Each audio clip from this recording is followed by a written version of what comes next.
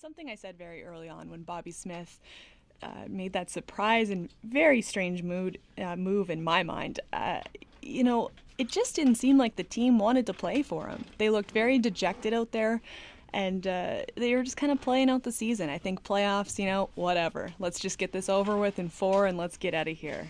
Well, that's exactly it. Especially when we talk about the playoffs, they played horribly in Montreal. No discipline. They didn't look like they cared out there, and that third period for both games was just horrible hockey to watch.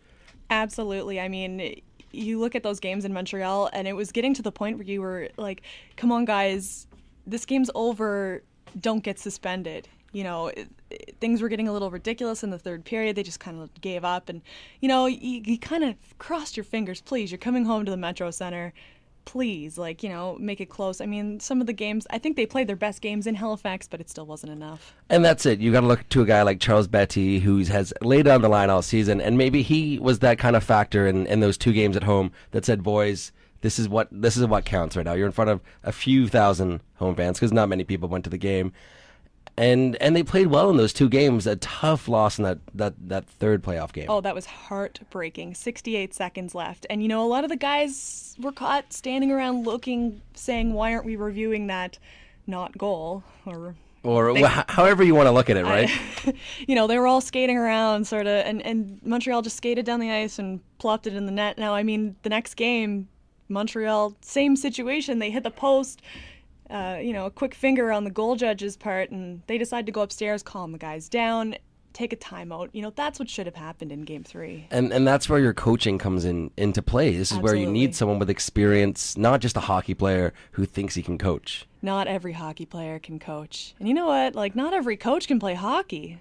You look at a lot of the best coaches, they weren't actually that good at hockey, but they were able to rally the troops. And that's exactly what didn't happen for the Mooseheads all season. Yeah. They'd get to that third period, and they'd come out flat. Teams would be coached during that second intermission, and the Mooseheads just had nothing going on all season. And one of the things that I think it might have been you that pointed it out, after every goal, he'd look over and there's Bobby Smith sort of just adjusting his tie, not talking to his players, not, thinking about what's next. Adjusting his tie, no big deal. And that's the thing that's so frustrating for fans when you're sitting in there and your team's losing, say 3-1. So the team's still in it, but your Absolutely. head coach does nothing to get the players going, or nothing to get the players excited or back in the game, focused. No timeouts, or I think the only timeout he called all season was to change his goalie in the first game he coached. Ridiculous. And I mean, I think the Mooseheads have learned playing Moncton 3-1 is the most dangerous lead in hockey. Exactly. And that's the scary thing. I think the only 3 games the Mooseheads can look back and be really happy about, those 2 playoff games, and then the game that nobody saw, the game against Drummondville, the night of that big storm where there's a couple hundred people in the stands, and they played probably the best game they played in a couple seasons. And I think a lot of fans who actually made it to that game left thinking, what is this team? Where did these guys go all season? Exactly. So there's some issues going to next year. So goaltending, first of all, you've got Frederick Piché, who's going to be a 20-year-old, an overager next year. You want a couple that are really going to come back.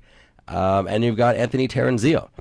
Do you think the Mooseheads need to add another goalie, or do you think they stick with this Piché, Terenzio back and forth? I think they will stick with that. I mean, they don't have very many 20-year-olds coming back. I think they have 2. A lot of guys have sort of committed to going to AUS, like Pascal Amiot and those guys.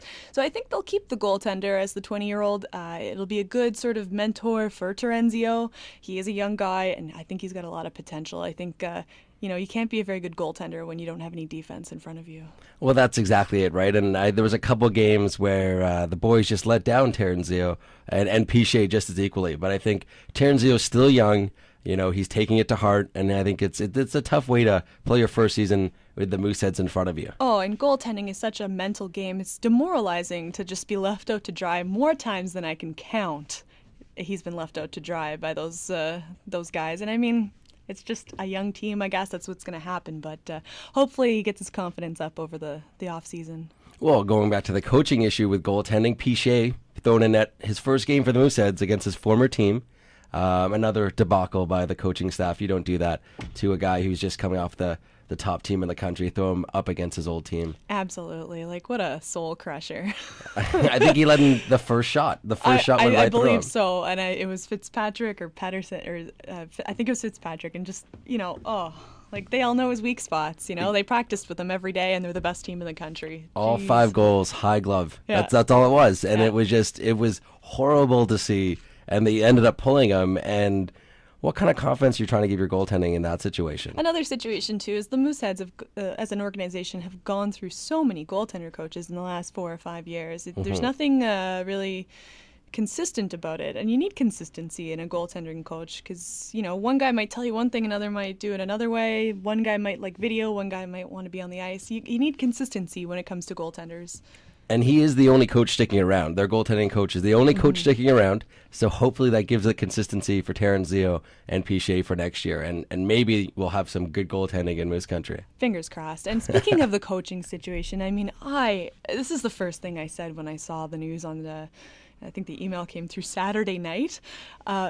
Chris Donnelly, I feel for him. I mean, he's been with the team for many, many, many years, and just to be dumped unceremoniously in a press release on a Saturday night, I feel for him. I definitely think they knew.